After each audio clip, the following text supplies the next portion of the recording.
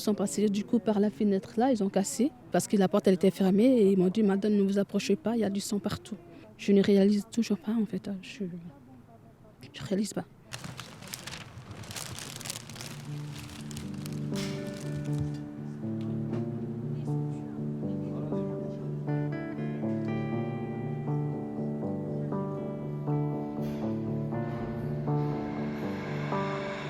Ma voisine elle a appelé déjà pour lui récupérer un truc qu'elle lui avait demandé d'acheter.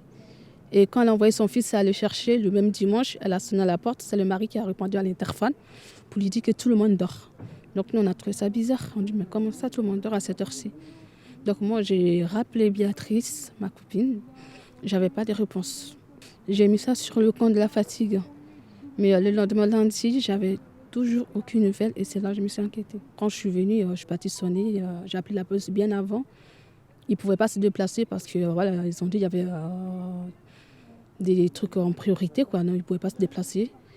Mais quand j'ai vu le sang, que j'ai confirmé qu'il y avait le sang, ils se sont déplacés et c'est là qu'on a fait la découverte du corps. C'était une très bonne personne, elle vivait que pour son couple, que pour ses enfants. C'était tout pour eux. Lui, je le connais parce que c'est le mari de ma copine. C'était quelqu'un de très dépressif. Voilà, donc c'était compliqué de communiquer avec lui, il était dans sa bulle. Choqué. Choqué. Pour elle, je le connaissais bien. Lui, je le connaissais comme ça de vue. On se croisait des fois.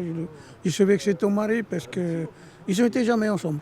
Lui, on voyait qu'il était un peu bizarre. Il avait l'air déprimé, il regarde personne, il dit bonjour à personne, il parle à personne. Il traverse dans le square avec ses enfants, il rentre chez lui, il va les chercher à l'école, il rentre. Même quand il joue, il parle à personne. C'était vraiment quelqu'un qui était solitaire.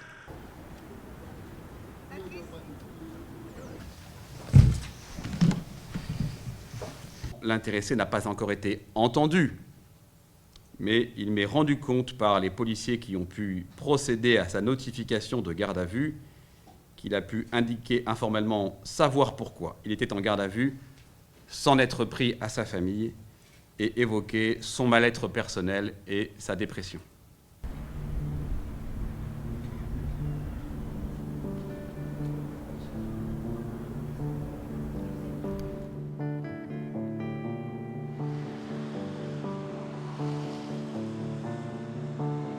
Il avait déjà été interné et donc il suivait des traitements que Béatrice prenait le soin de lui donner elle-même directement.